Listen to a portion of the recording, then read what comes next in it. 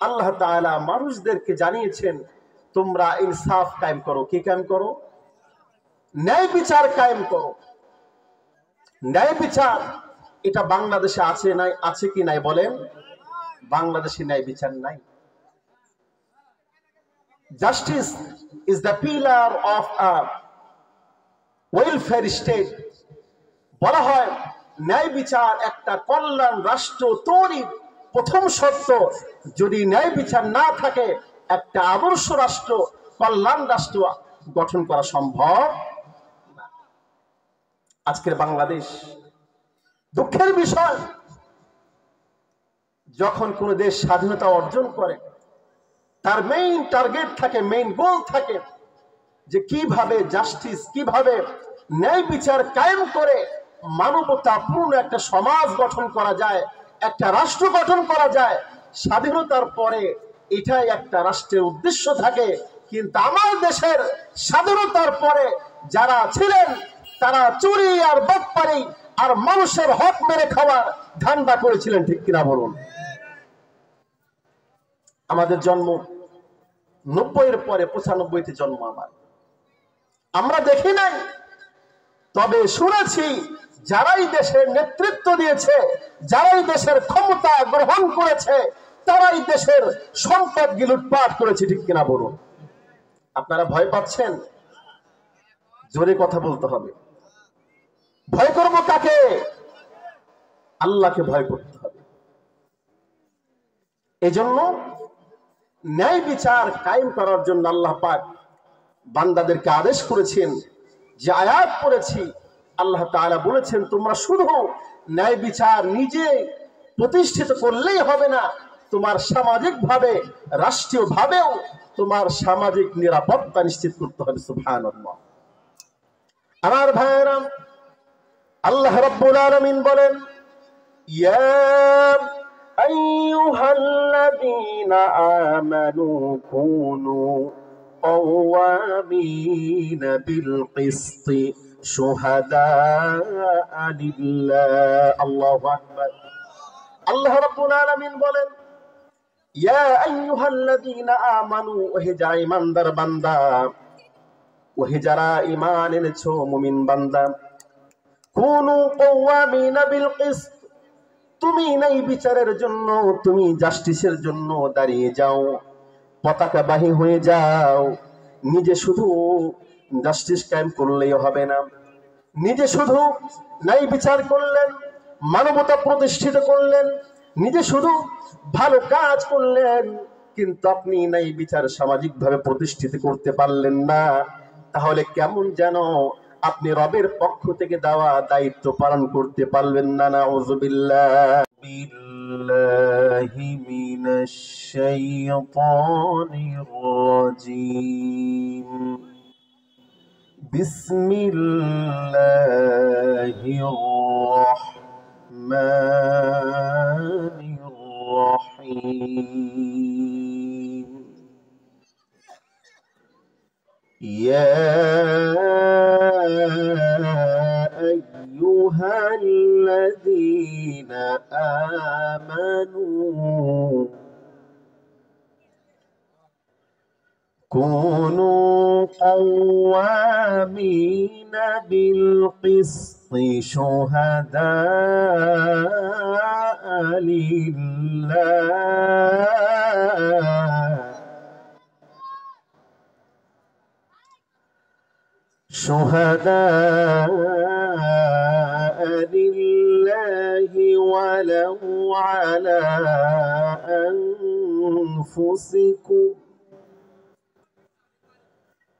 ولو على أنفسكم أو الوالدين والأقربين إن يكن غنيا أو فقيرا فالله أولى بهما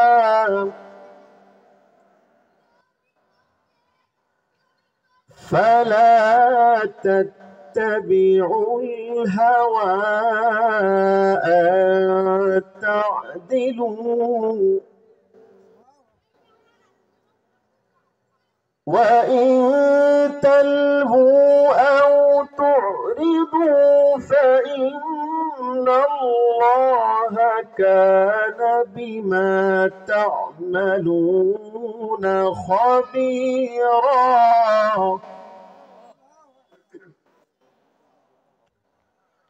الله أكبر بسم الله الرحمن الرحيم إن الله وملائكته يصلون على النبي يا أيها الذين آمنوا صلوا عليه وسلموا تسليما اللهم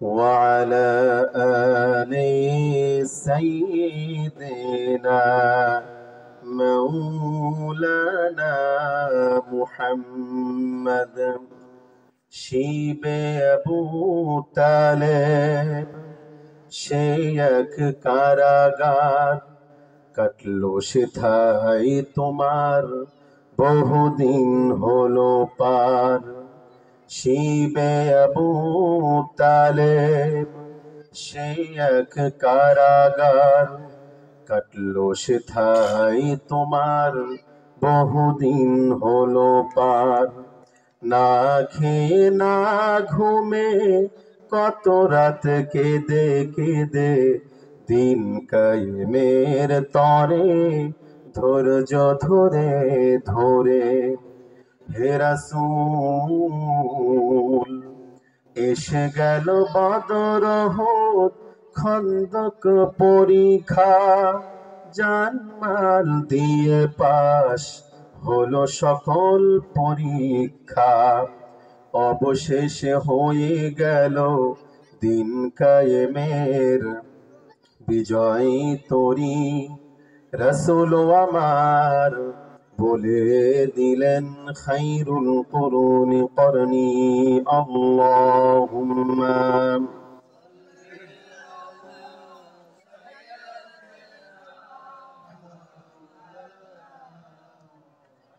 وعلى آل سيدنا مولانا محمد মনটা যদি হইতো পুবাল হাওয়া হইতো যদি শুভ্র কবুতর মেঘের ডানাই পাঠিয়ে দিতাম মদিনারি পথে যেথায় আমার দিনের নবী ঘুমাই নিরন্তর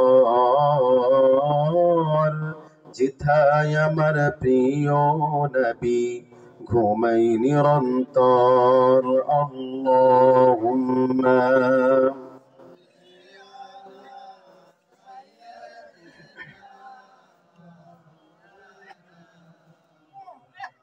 وعلى آل سيدنا مولانا محمد بلغ العلا بكماله كشف الدجى بجماله حسنت جميع خصاله صلوا عليه وآله অন্ধকার সিনভাঙ্গাবাড়ি পশ্চিম পাড়া যুবকদের উদ্যোগে আয়োজিত ৪তম বার্ষিক অধিবেশনের সম্মানিত সুযোগ্য সভাপতি আলহাজ আব্দুর রশিদ মিয়া, প্রধান অতিথি জনাব মোহাম্মদ মতিয়ার রহমান সাহেব,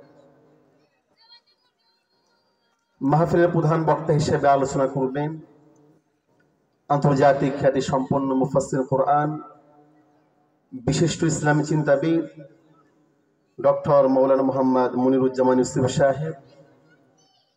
আমার পূর্বে আলোচনা করেছেন সম্মানিত আলহাজ হাফিজ মাওলানা মুফতি রুহুল আমিন সাহেব।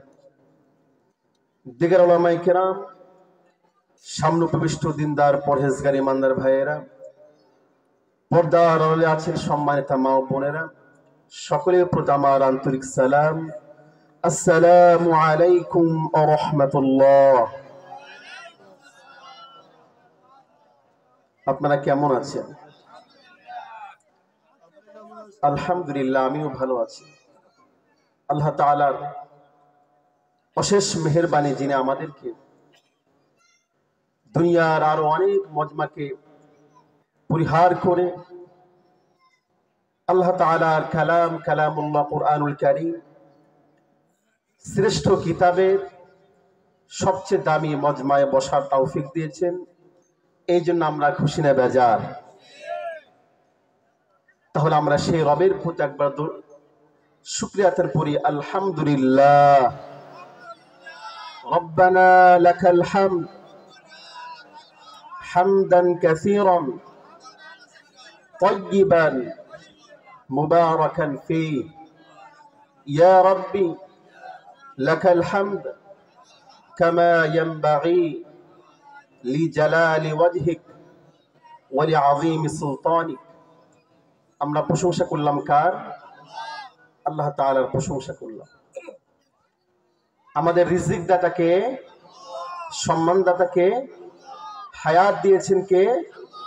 সবকিছুর মালিক একজন, তিনি আল্লাহ।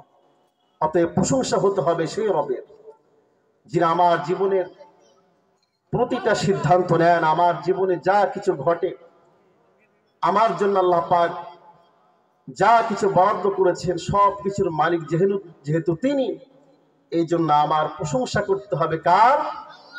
আল্লাহ তাআলা।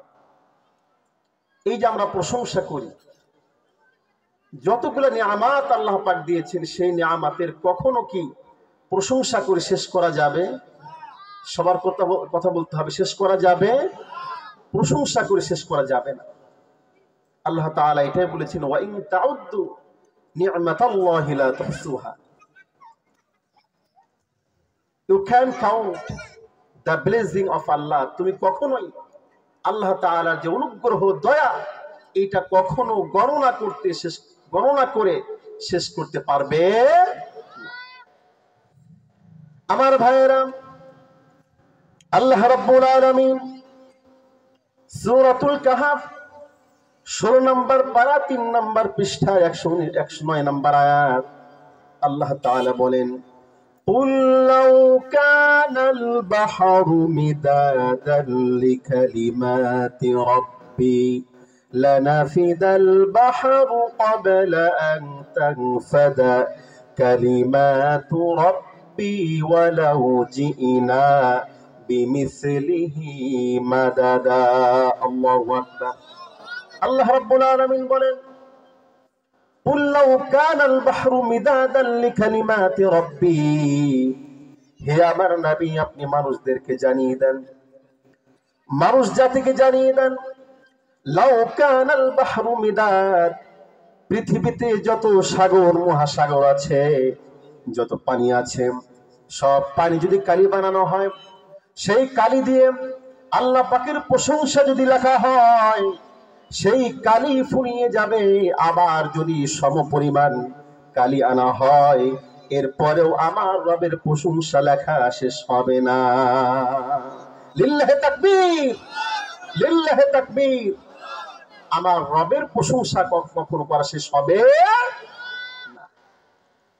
আল্লাহ তাআলা অন্য জায়গায় বলেছেন যে পৃথিবীতে যত গাছ আছে, এই সমস্ত গাছকে যদি কলম বানানো হয়, আর সমস্ত সাগরের পানির পরিমাণ আমরা কিন্তু জানি না। আমরা কি জানি পানির পরিমাণ কত?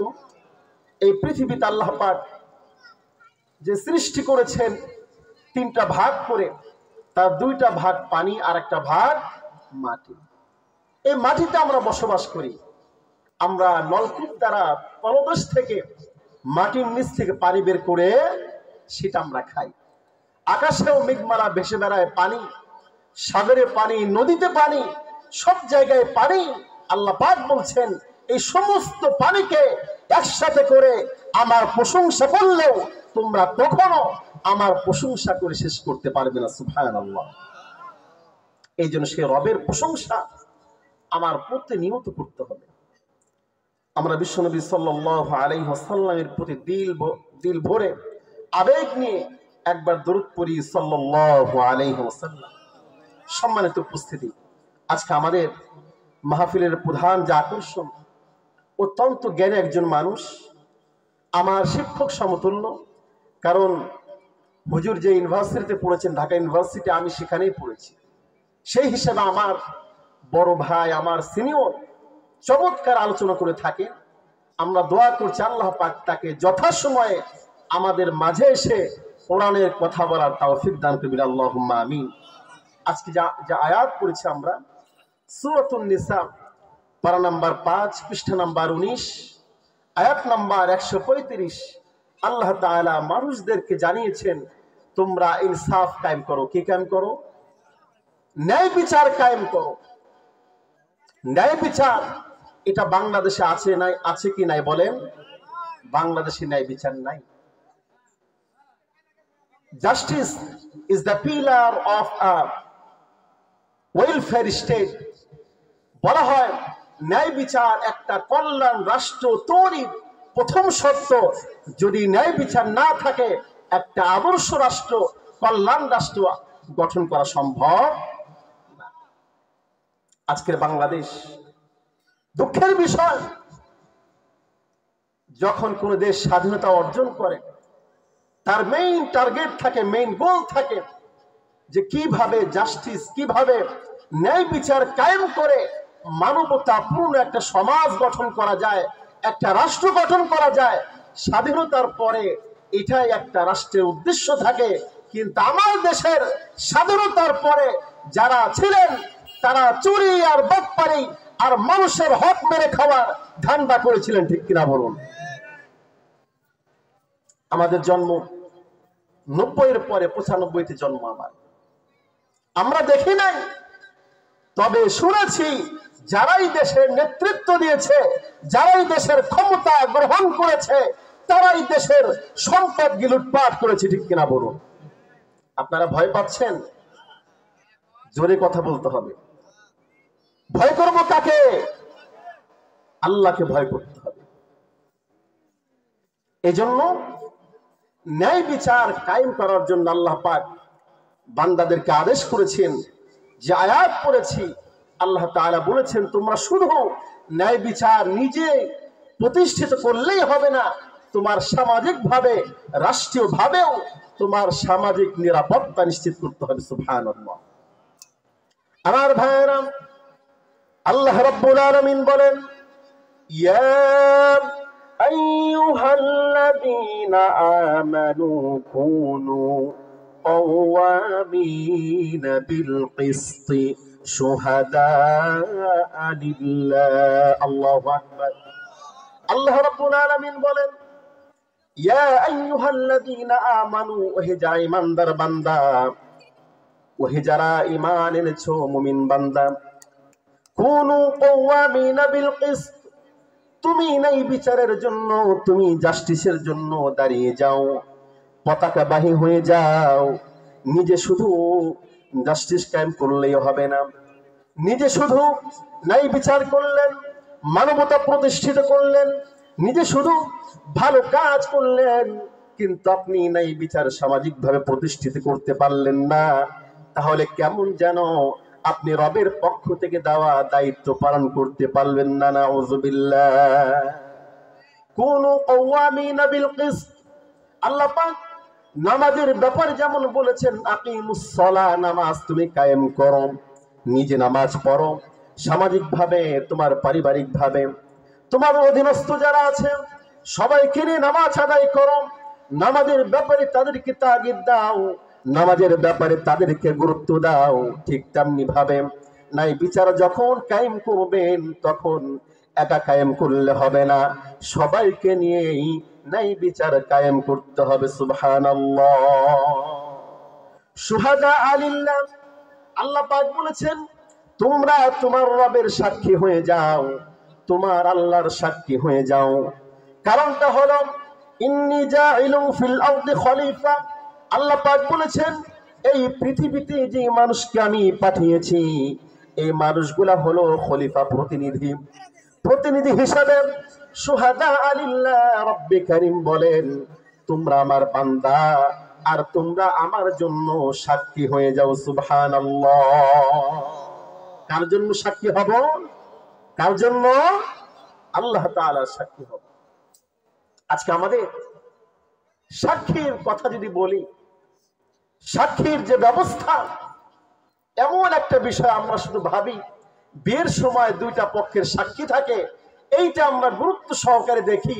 এর বাইরে ন্যায় বিচার কায়েম করার স্বার্থে সাক্ষী যে গুরুত্বপূর্ণ, কিন্তু আমরা এই সাক্ষীকে টাকা দিয়ে পয়সা দিয়ে সত্যকে মিথ্যা বানাই, মিথ্যাকে সত্য বানাই, ন্যায় বিচারকে আমরা ধ্বংস করি। ঠিক কিনা বলুন? আমার ভাইয়েরা, আল্লাহ রাব্বুল আলামিন বলেন শুহাদা লিল্লাহ, তোমরা তোমার রবের জন্য সাক্ষী হয়ে যাও। ওয়ালাউ আলা আনফুসিকুম, খুব চমৎকার কথা রব্বে কারীম বলেছেন ও আমার বান্দারা তোমরা কেমন ন্যায় বিচারক হবা, তোমরা কেমন ইনসাফ কায়েমকারী হবা। ওয়ালাউ আলা আনফুসিকুম, যদি তুমি বিচারক হয়ে যাও, যদি তুমি জাজ হয়ে যাও, যদি তুমি চেয়ারের মালিক হয়ে যাও, তোমার হাতে যদি ক্ষমতা থাকে, ওয়ালাউ আলা আনফুসিকুম, তোমার বিপক্ষেও যদি রায় চলে যায় সেই রায়টাও তোমার বিপক্ষে দাও। সুবহানাল্লাহ। তোমার বিপক্ষে রায় গেলে সেটাই করতে হবে। তুমি যদি ভাবো আমি প্রভাবশালী, তুমি যদি ভাবো আমি মেম্বার, আমি চেয়ারম্যান, আমি এমপি সাহেব, আমি মন্ত্রী সাহেব, আমি প্রধানমন্ত্রী, আমি রাষ্ট্রপতি, আমার বিপক্ষে রায় দেওয়া যাবে না, তাহলে তুমি তোমার রবের বান্দা হতে পারো নাই। সুবহানাল্লাহ। আল্লাহ তাআলা বলেছেন ওয়ালাউ আলা আনফুসিকুম, যদি তোমার বিপক্ষে রায় যায় তাহলে তুমি বাধাগ্রস্ত করো না, সেই ন্যায় বিচারকে তুমি আটকে দিও না। এখানে শেষ নয়, আবিল ওয়ালিদাইনি ওয়াল আকরাবিন। আল্লাহ পাক বলেন তোমার বিপক্ষে রায় গেলেও সেটাই তোমার কায়েম করতে হবে। আবিল ওয়ালিদাইন, যদি তোমার বাবা আমার বিপক্ষে যায় সেও রায়টাই তোমার কার্যকর করতে হবে। সুবহানাল্লাহ। বড় কঠিন কথা, জটিল কথা, যে তুমি বিচারক, তুমি জাজের চেয়ারে আছো, এমন হতেই পারে যে তুমি যদিও জাজ, যদি তুমি বিচারক, দোষী তো তুমি হতেই পারো, তুমি ভিকটিমও হতে পারো, তুমি পক্ষের লোকও হতে পারো। সেই জায়গায় যদি তোমার বিপক্ষে রায় দিতে হয় সে রায়টা তোমার মেনে নিতে। আমার ভাইয়েরা, বিশ্বনবী জনাবে মুহাম্মদুর রাসূলুল্লাহ সাল্লাল্লাহু আলাইহি ওয়াসাল্লাম মসজিদে নববীতে বসা ছিলেন। এমন সময় এক মুসলমান বিশ্বনবীর দরবারে চলে আসলেন।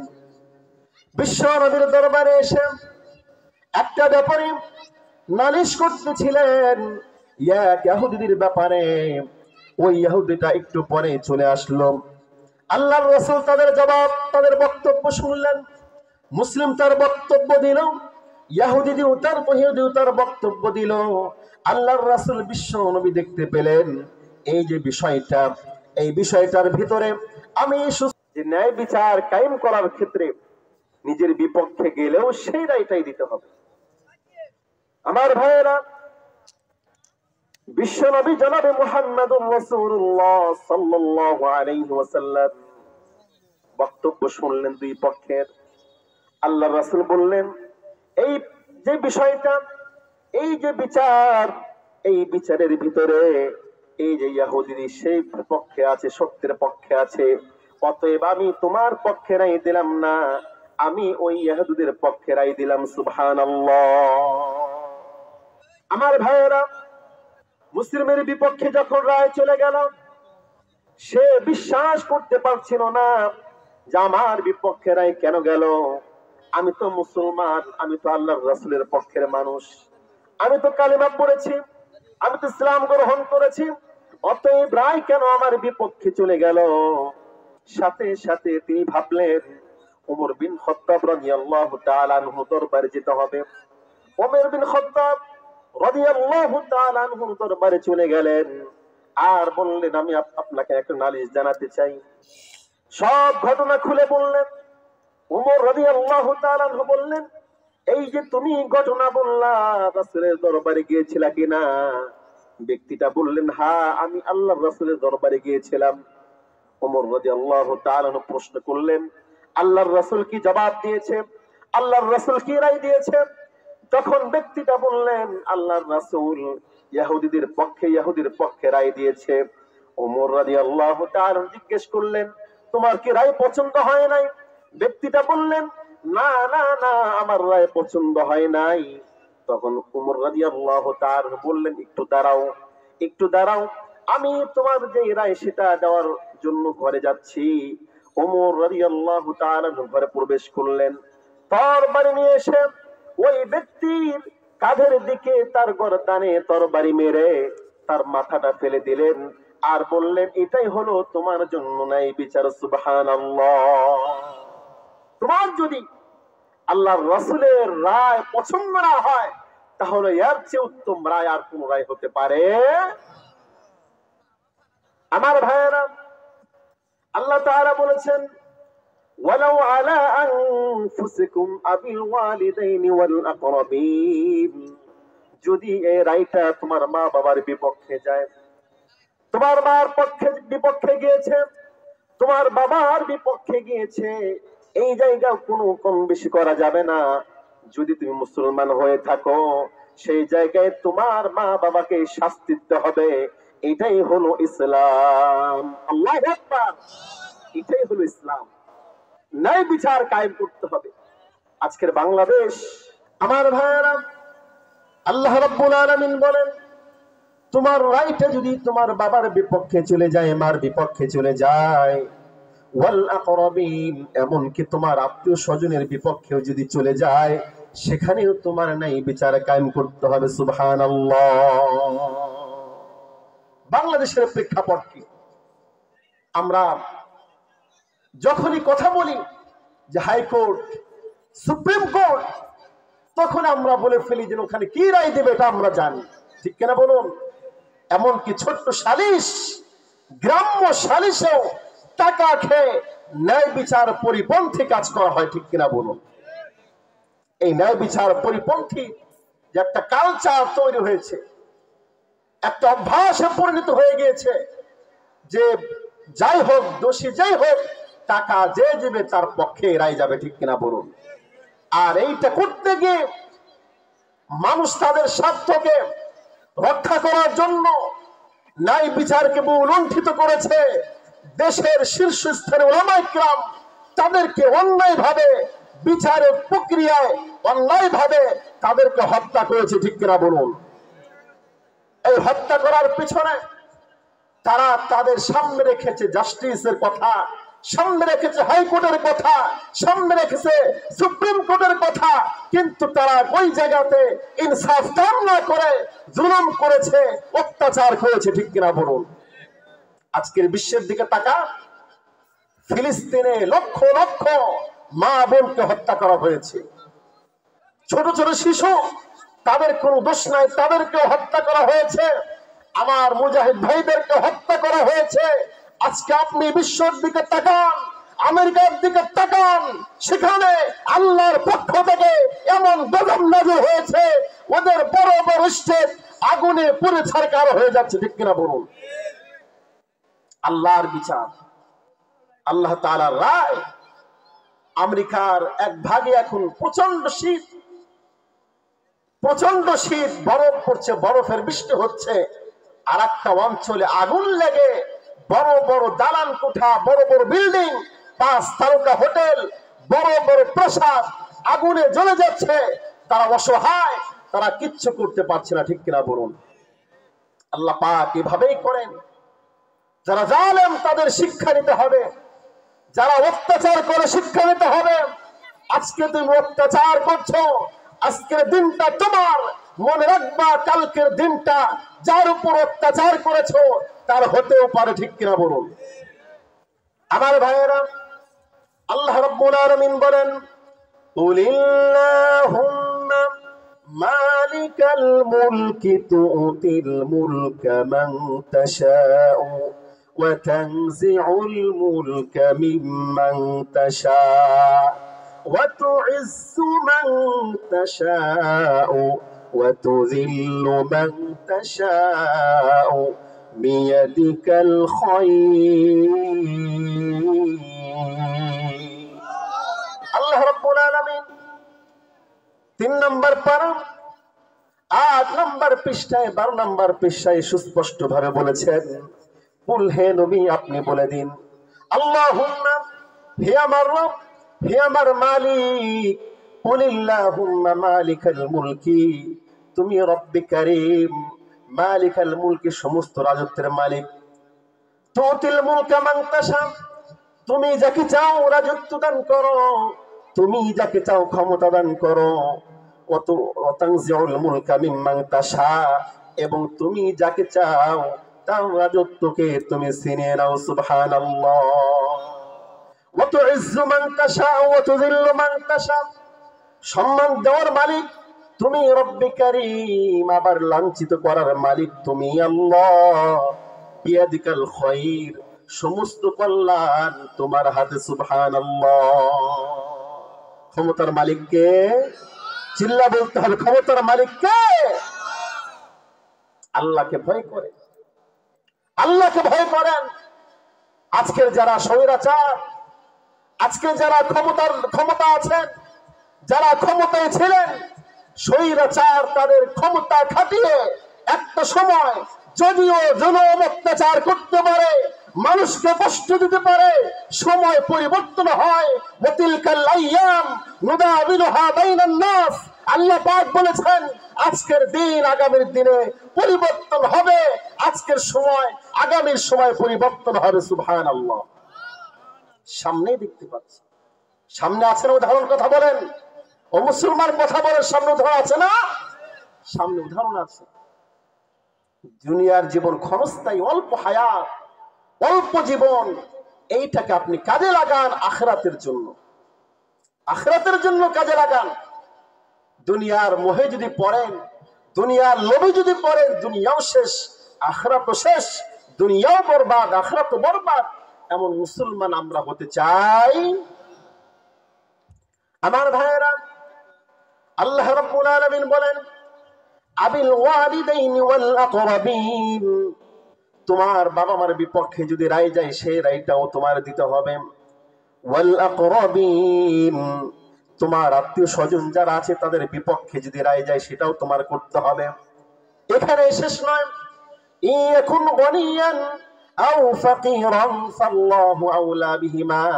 আল্লাহ পাক বলেছেন যখন তুমি বিচারক, যখন তুমি যাদের চেয়ারে বসা, ইয়াকুন গনিয়ান আও ফাকিরান, গনি আসবে, ধনী আসবে, ফকির আসবে, দুই পক্ষের লোকেরা আসবে।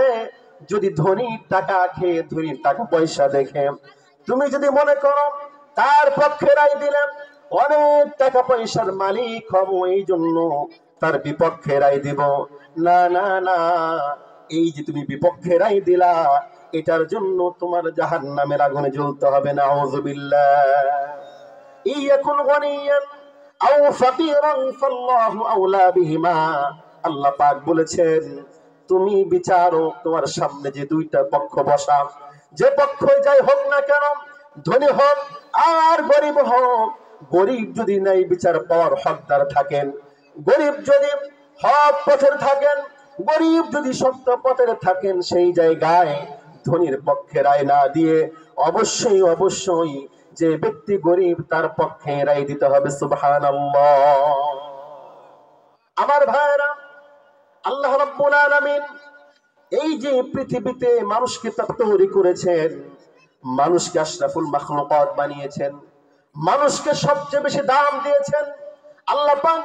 এই জন্যই যে মানবতার বিষয়টা মানুষের ভিতরে আছে। আপনি অন্য কোন প্রাণীর দিকে তাকান, এইভাবে মানবতা খুঁজে পাবেন না, এইভাবে নাই বিচার খুঁজে পাবেন না, আদালত নাই, ইনসাফ নাই। আল্লাহ পাক এই জন্য মানুষের যেহেতু আকল আছে, মানুষের যেহেতু বুদ্ধি আছে, বিবেচনা আছে, আল্লাহ পাক আশরাফুল মাখলুকাত বানিয়েছেন। এই সময় যদি আমরা সত্যের পথে চলতে না পারি, তাহলে আমরা আশরাফুল মাখলুকাত হতে পারি। আমার ভাইরা, আল্লাহ রাব্বুল আলামিন 6 নম্বর পারা সূরাতুল মাইদা 8 নম্বর আয়াতে বলেন, ইয়া আইয়ুহাল্লাযীনা আমানু কুনু قوامين لله شهداء بالقسط ولا يجرمنكم شنآن قوم على ألا تعدلوا الله أكبر আল্লাহ পাক বলেন, ও মুমিন বান্দা, কুনু কওয়ামিনা লিল্লাহ শুহাদা বিল কিসতি ওয়ালা ইয়াজরিমান্নাকুম শানাআন। তুমি নাই বিচার কায়েম করো। নাই বিচার কায়েম করার ক্ষেত্রে তোমার শত্রু যারা আছেন, তোমার বিরুদ্ধে যারা কাজ করেছেন, যার ব্যাপারে তোমার রাগ আছে, গুসা আছে, আল্লাহ পাক বলছেন এই যে তোমার রাগ, এই যে তোমার ক্রোধ, ওই সময়টাতে যখন তুমি বিচার করবা, তুমি যেন তোমার রাগকে প্রাধান্য না দাও। সুবহানাল্লাহ। মাথা ঠান্ডা রাখো, মাথা ঠান্ডা করে রায় দাও, মাথা ঠান্ডা করে বিচার করো। তোমার রাগ থাকতেই পারে, তোমার গুসা থাকতেই পারে, কিন্তু তুমি রাগের কারণে, শত্রুতার কারণে তোমার শত্রুর বিপক্ষে তুমি রায় কখনো দিও না। সুবহানাল্লাহ। কার কথা? জোরে বলতে হবে, কার কথা? আপনাদের কি কষ্ট হচ্ছে? লিল্লাহি তাকবীর। আমার ভাইয়েরা, আল্লাহ রাব্বুল আলামিন বলেন এই যে তোমার রাগ, এই যে তোমার ক্রোধ, এইটাকে তুমি নিয়ন্ত্রণ করো, কখনো তুমি তোমার রাগের কারণে রায় দিও না। আমার ভাইয়েরা, আল্লাহ রাব্বুল আলামিন হযরত দাউদ আলাইহিস সালামকে বলেছেন, দাউদ আলাইহিস সালামকে রব্বে কারীম রাজত্ব দান করেছিলেন, বড় রাজা ছিলেন। আজকের ফিলিস্তিন, আজকের শাম দেশ, এত বড় এলাকা নিয়ে সিরিয়া রয়েছে, জর্ডান রয়েছে, বাহরাইন রয়েছে, ফিলিস্তিন রয়েছে, অনেকগুলা রাষ্ট্র নিয়ে, ইরাক রয়েছে। এই রাষ্ট্রগুলা নিয়ে একটা সময় শাম দেশ ছিল। আর সমস্ত দেশ মিলে আমার রব্বে কারীম হযরত দাউদ আলাইহিস সালামকে নবী বানিয়েছিলেন। সুবহানাল্লাহ। এত বড় ক্ষমতাধর নবী, এত বড় রাজত্ব রব্বে কারীম দান করেছিলেন। সেই নবী আলাইহিস সালামকে আল্লাহ পাক পরুল কারীমের মাধ্যমে কি মেসেজ দিয়েছিলেন সেটা জানিয়ে দিয়েছেন। আল্লাহ পাক বলেন, ইয়া দাউদ ইন্না জাআলনাকা খলিফাতান ফিল আরদি ফাহকুম বাইনান নাসি বিল হাক্কি ওয়ালা ইয়াত্তাবিউল হাওয়া ফায়ুদিল্লাকা আন সাবিলিল্লাহ।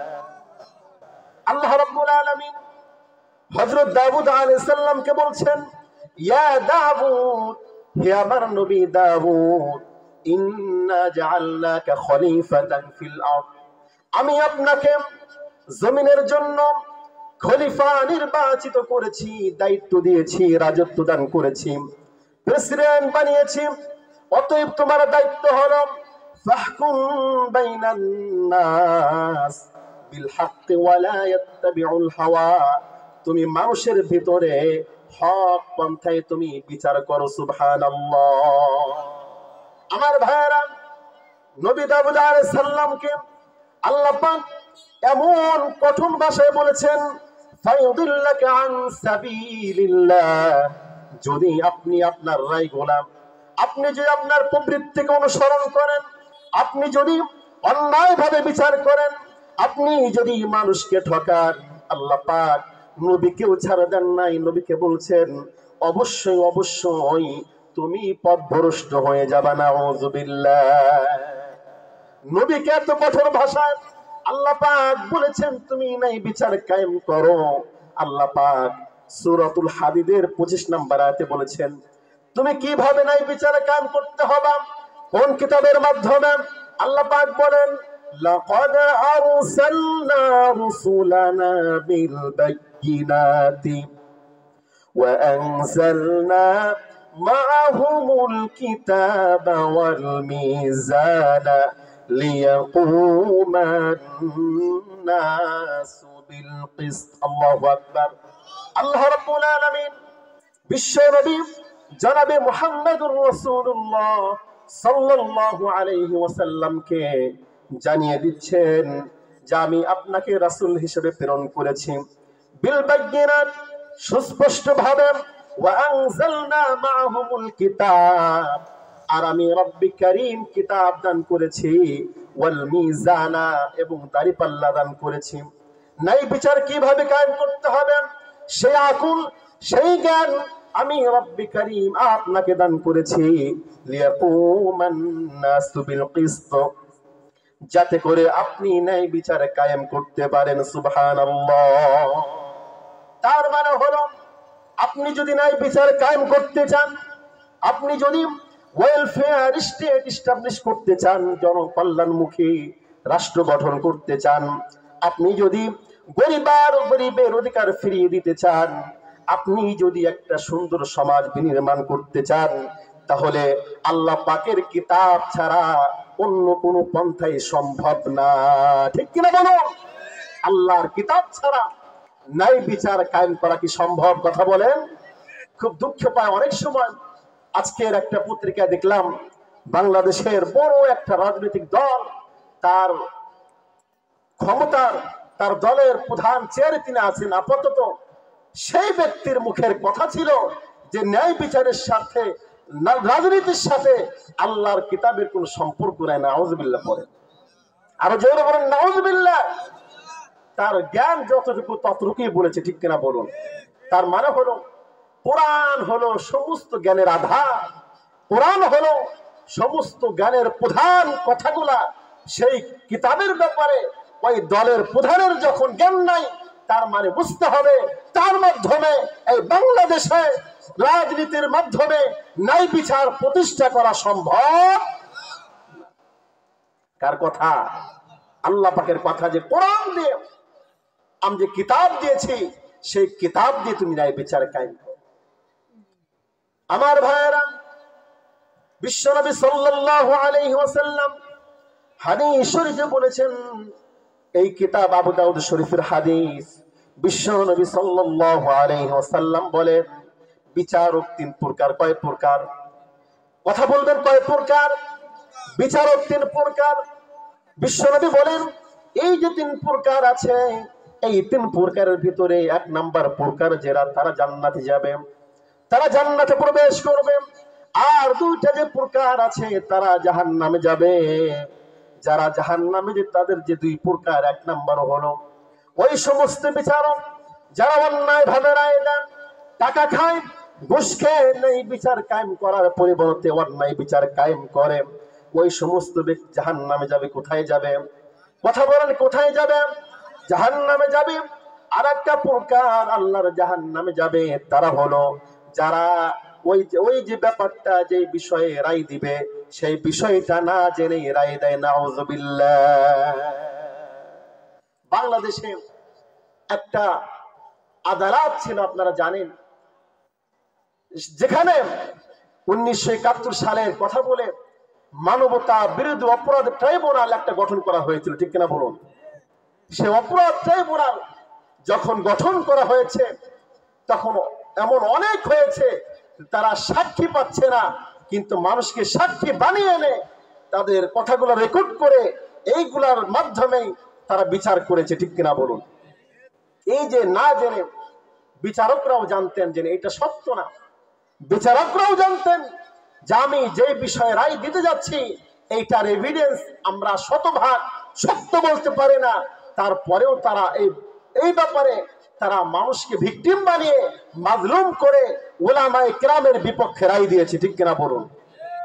আল্লামা দিলওয়ার হোসেন সাইদি বাংলাদেশের গর্ব, বাংলাদেশের অহংকার, সারা বিশ্ব মুসলিম উম্মার অহংকার, সেই ব্যক্তিটাকে অন্যায়ভাবে মিথ্যা কথা বলে ধর্ষণের মামলা দেওয়া হয়েছিল, ঠিক কিনা বলুন? তার চরিত্রকে হরণ করা হয়েছে, তাকে কষ্ট দেওয়া হয়েছে, বছরের পর বছর জেলখানায় আবদ্ধ করে রাখা হয়েছে, এমনকি তার শেষ জীবনে অন্যায়ভাবে প্রসূন করার মাধ্যমে দুনিয়ার থেকে বিদায় করে দেওয়া হয়েছে। কিন্তু এইটার মাধ্যমে তার সম্মান কমাতে পারে নাই, আল্লাহ পাক তার সম্মান বাড়িয়ে দিয়েছেন, ঠিক কিনা বলুন? সম্মান দেওয়ার মালিককে। বাংলাদেশে আপনি ঘোরেন, আনাচে কানাচে সাধারণ পাবলিকের সাথে কথা বলে, কোন পাবলিক দিলাওয়ার হোসেন সাইদের বিপক্ষে কথা বলবে না, ঠিক কিনা বলুন? তাদের ভিতরে ভালোবাসা আছে, তাদের ভিতরে মোহাব্বত আছে। লক্ষ লক্ষ মানুষ তাহাজ্জুদ নামাজে চোখের পানি ছেড়ে আল্লামা দিলাওয়ার হোসেন সাইদের জন্য দোয়া করেছেন, ঠিক কিনা বলুন? তার জন্য হাজার হাজার মানুষ জীবন দিতে প্রস্তুত ছিলেন, তার জন্য লক্ষ লক্ষ যুবক রাস্তায় নেমেছেন। একটাই কারণ, কারণ সে সত্যের পথে ছিল, ঠিক কিনা বলুন? এই জন্য ন্যায় বিচার কায়েম করতে হবে, ন্যায় বিচার কায়েম করতে হবে। মনে রাখতে হবে এই বিচার শেষ নয়, আল্লাহ পাক বিচারক, তিনিও আমার বিচার করবেন, ঠিক কিনা বলুন? আমার ভাইয়েরা, বিশ্বনবীর বাণী, তিন প্রকার বিচারক। এক নাম্বার হলো যারা অন্যায় ভাবে বিচার করে, যারা সত্য জানার পরেও, সব জানার পরেও অন্যায় ভাবে রায় দেন। দুই নাম্বার হলো যারা এই বিষয়ে জানে না, যে বিষয়ে মামলা সেই বিষয়ে কিছুই জানে না, তারপরেও মিথ্যা রায় দেয়। এই দুইটা পক্ষ জাহান্নামে যাবে। বিশ্বনবী সাল্লাল্লাহু আলাইহি ওয়াসাল্লাম আরেকটা প্রকারের কথা বলেন, ওই সমস্ত বিচারক যারা সত্যকে সত্য, মিথ্যাকে মিথ্যা বলে যেই বিষয়ে সঠিক যেই রায় সেটাই দেয়, বিশ্বনবী বলেন ওই ব্যক্তি আল্লাহর জান্নাতে প্রবেশ করবে। সুবহানাল্লাহ। বিশ্বনবী সাল্লাল্লাহু আলাইহি ওয়াসাল্লাম আরো বলেন, যখন কিয়ামতের ময়দান কায়েম হয়ে যাবে, মানুষগণ অস্থির হয়ে যাবে, মাথার উপরে সূর্য চলে আসবে, অস্থির অবস্থা, মানুষের মগজগুলো টগবগ করতে থাকবে, মানুষ হা হতাশ করতে থাকবে, এতটাই ঘামবে, ঘামের ভিতরে তারা হাবুডাবু খাবে, অস্থির অবস্থা, গরম। যেই সময়টা এত কঠিন, বিশ্ব নবী সাল্লাল্লাহু আলাইহি ওয়াসাল্লাম বলেন, ইমামুন আদিল, ওই সমস্ত ইনসাফকারী ইমাম, ওই সমস্ত বিচারক, যেই সমস্ত বিচারক, যেই সমস্ত নেতা আদালত কায়েম করেছে, ইনসাফ কায়েম করেছে, বিশ্বনবী বলেন তারা আল্লাহর আরশের যে ছায়া, সেই ছায়ার নিচে তারা স্থান পাবে। সুবহানাল্লাহ। সে আরশের নিচে আল্লাহ পাক স্থান দান করবেন। আমার ভাইয়েরা, বিশ্ব নবী জনাবে মুহাম্মদুর রাসূলুল্লাহ যেই 7 শ্রেণীর মানুষের কথা বলেছেন, অন্য সব শ্রেণী পরে বলেছেন, সবার আগে ন্যায় বিচারক, তার কথায় রব্বে কারীম বিশ্বনবী বলেছেন একটাই কারণ, যাতে করে মানুষ সমাজের ভিতরে ন্যায় বিচার কায়েম করতে পারে। সুবহানাল্লাহ। আমার ভাইয়েরা, আল্লাহ রাব্বুল আলামিন সূরাতুত তিন শেষ আয়াতে বলেন, আলাইসাল্লাহু বিআহকামিল হাকিমিন। আল্লাহ রাব্বুল আলামিন মানুষকে প্রশ্ন করেছেন, আলাইসাল্লাহ, ও আমার বান্দারা তোমরা সাক্ষ্য দাও, আমি কি নই আহকামুল হাকিমিন, সবচেয়ে উত্তম বিচারক, সবচেয়ে মর্যাদাপূর্ণ বিচারক, সবচেয়ে ভালো বিচারক, আমি রব্বে কারীম সবচেয়ে ভালো বিচারক। সুবহানাল্লাহ।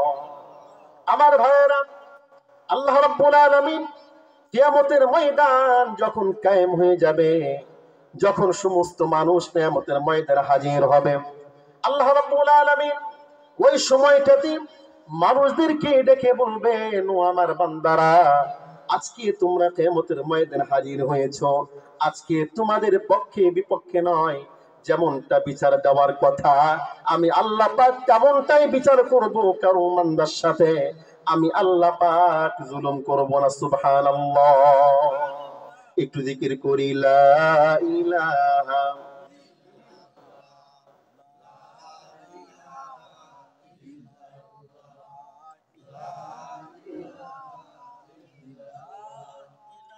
লা ইলাহা ইল্লাল্লাহু ইল্লাল্লাহ লা ইলাহা ইল্লাল্লাহু মুহাম্মাদুর রাসূলুল্লাহ সাল্লাল্লাহু আলাইহি ওয়াসাল্লাম। এই যে আয়াত আল্লাহ তাআলা 135 নম্বর আয়াত সূরাতুন নিসা মানুষদেরকে জানিয়ে দিচ্ছেন তুমি ন্যায় বিচার কিভাবে কায়েম করবে। যে তোমার বিপক্ষে গেলেও সেই রায়টাই তোমার দিতে হবে, তোমার বাবা মার বিপক্ষে গেলেও সেই রায়টাই তোমার দিতে হবে, তোমার আত্মীয় স্বজনের বিপক্ষে গেলেও সেই রায়টাই তোমার দিতে হবে। যে রায়টা দিবা পক্ষ বিপক্ষে ফকির হোক ধনী হোক যে পরিবেশ হোক তোমার সঠিক রায়টাই।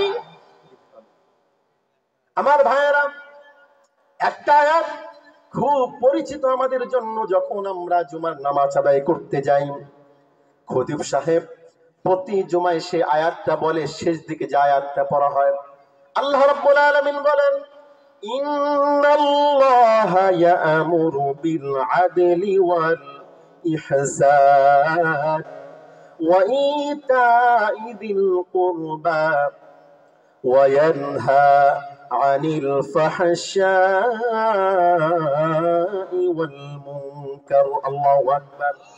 আমার ভাইয়েরা, খুব পরিচিত আয়াত। খতিব সাহেব ইমাম সাহেব প্রতিটা জুমায় শেষ দিকে যখন এইটা বলে তার মানে হলো আমার রাসূল এই আয়াত পড়েছেন যখন খুতবা শেষের অবস্থা, ওই সময়টাতে আল্লাহর রাসূল এই আয়াত পড়েছেন, উম্মতদেরকে শিক্ষা দিয়েছেন। এই আয়াতের অর্থ হলো ইন্নাল্লাহা ইয়া'মুরু বিল আদলি, নিশ্চয় রব্বে কারীম ন্যায় বিচারের জন্য তোমাদেরকে আদেশ করেছেন। সুবহানাল্লাহ। ওয়াল ইহসান, এরপরে রব্বে কারীম বলেন তোমরা যারা মুমিন বান্দা, তোমরা যারা মুসলমান, তোমরা যারা ঈমান এনেছো, তোমরা যারা আমাকে ভয় করো, আমি রবকে ভয় করো, মালিক মানো। ওয়াল ইহসান, আমি রব্বে কারীম তোমাদেরকে ইহসান করার কথা, দয়া করার জন্য তোমাদেরকে আদেশ করেছি। সুবহানাল্লাহ। আজকে কি সমাজে দয়া আছে বলেন?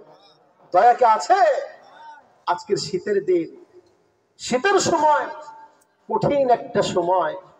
আমি ঢাকাতে দেখেছি অনেক মানুষ এই এত প্রচন্ড শীত, হাড় কাঁপানো শীত, এই শীতের ভিতরেও তারা খোলা ময়দানে ঘুমিয়ে থাকে। ঠিক কিনা বলুন?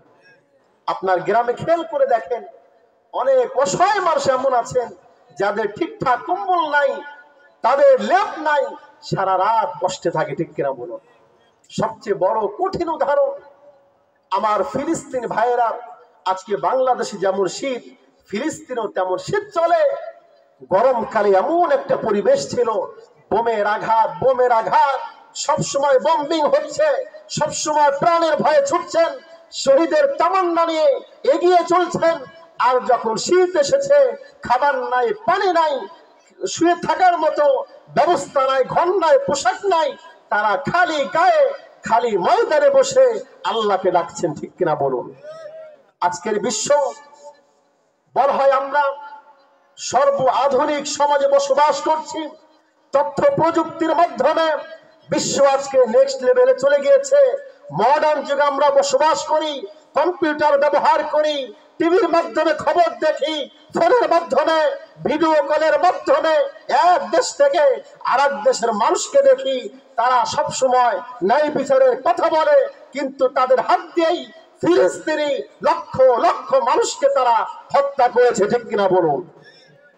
তারাই বড় বড় কথা বলে। আজকে ইউনাইটেড নেশন, জাতিসংঘ, যার মাধ্যমে সারা বিশ্বে অসংখ্য শান্তি মিশন প্রেরণ করা হয়েছে, যে শান্তি মিশনে peace keeping, piece making, piece building তিনটা উদ্দেশ্য নিয়ে তারা কাজ করে। এক নাম্বার হলো যখন যুদ্ধ লাগে যুদ্ধকে থামানো, পিস কিপিং, এরপরে পিস মেকিং, ওই সমাজে শান্তি ফিরিয়ে আনা, পিস বিল্ডিং, ওই সমাজকে স্থিতিশীল করা, আধুনিক একটা সমাজ নির্মাণ করা। কিন্তু আপনাদেরকে প্রশ্ন করি, এই peace keeping, piece making, piece building এটা ফিলিস্তিনে নাই কেন? ঠিক কিনা বলুন? আজকে তাদের স্বার্থ মতো যেখানে সেনাবাহিনী পাঠানো উচিত, পাঠানো দরকার, সেখানেই তারা পাঠায়। কিন্তু যেখানে তারা মুসলিমদের সম্পদ লুণ্ঠন করতে চায়, মুসলমানদেরকে হত্যা করতে চায়, সেখানে তারা পিস মেকিং, পিস কিপিং করতে চায়। আজকের মিডল ইস্ট এমন একটা জায়গা, যেই জায়গাতে আল্লাহ পাক সমস্ত নবী রাসূলকে পাঠিয়েছেন। সুবহানাল্লাহ। আজকের ফিলিস্তিন ভূখণ্ড, আজকে বাইতুল মুকদ্দাস, এই বাইতুল মুকদ্দাসে লক্ষ লক্ষ আল্লাহ পাক যত নবী রাসূল পাঠিয়েছেন, সমস্ত নবী রাসূল এই বাইতুল মুকদ্দাস নামাজ আদায় করেছেন। সুবহানাল্লাহ। সেই বাইতুল মুকদ্দাস আজকে অরক্ষিত, সেই বাইতুল মুকদ্দাস আজকে কাফের বেঈমানদের হাতে। সেই বাইতুল মুকদ্দাসে আজকে মুসলিমরা প্রবেশ করতে পারে না, প্রবেশ করলে গুলি করা হয়। নাউযুবিল্লাহ। পরে আমার ভাইয়েরা, আল্লাহ তাআলা এই যে রজব মাস চলছে, বিশ্বনবী জনাবে মুহাম্মদুর রাসূলুল্লাহ সাল্লাল্লাহু আলাইহি ওয়াসাল্লামকে এই মাসেই আল্লাহ পাক মিরাজ দান করেছেন, এই মাসেই আল্লাহ পাক সম্মান দান করেছেন, এই মাসেই ইমামুল মুরসালিন, ইমামুল আম্বিয়া, সমস্ত নবীদের ইমাম বানিয়েছেন, সমস্ত রাসূলের ইমাম বানিয়েছেন। যেই মসজিদে বাইতুল মুকদ্দাস, যে মসজিদটা এত দামি, আমার নবী বিশ্ব নবী নবুয়ত পাওয়ার পরেও যে মসজিদের দিকে নামাজ আদায় করেছেন, সেই মসজিদের নাম হলো বাইতুল মুকদ্দাস। সুবহানাল্লাহ। আল্লাহ তাআলা সূরাতুল বনী ইসরাঈল 1 নম্বর আয়াতে বলেন, সুবহানাল্লাযী আসরা বিআবদিহি লাইলাম মিনাল মাসজিদিল হারাম ইলাল মাসজিদিল আকসাল্লাযী বারাকনা হাওলাহু লিনুরিয়াহু মিন আয়াতিনা ইন্নাহু হুয়াস সামিউল বাসীর। আল্লাহু আকবার। আল্লাহ রাব্বুল আলামিন বলেন, সুবহানাল্লাযী আসরা বিআবদি, সেই পবিত্র আল্লাহ, সেই সম্মানিত আল্লাহ, আসরা বিআবদিহি লাইলাম মিনাল মাসজিদিল হারাম, তিনি তার প্রিয় বান্দাকে বাইতুল্লাহ থেকে, হারাম শরীফ থেকে বাইতুল মুকদ্দাস ইলাল মাসজিদিল হারাম, তার রাসূলকে আল্লাহ পাক বাইতুল মুকদ্দাস পর্যন্ত, বাইতুল্লাহ থেকে আল্লাহ পাক তাকে সায়ের করেছেন। সুবহানাল্লাহ।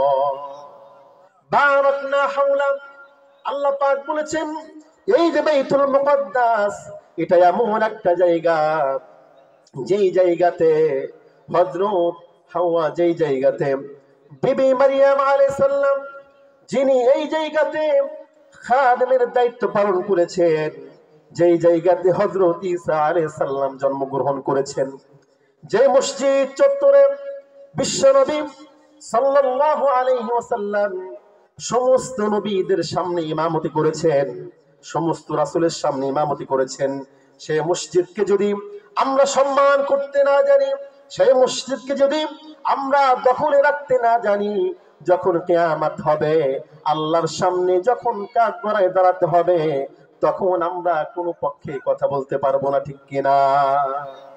এই বাইতুল মুকদ্দাস, এটা আমাদের ইমোশনের জায়গা, আবেগের জায়গা, ভালোবাসার জায়গা।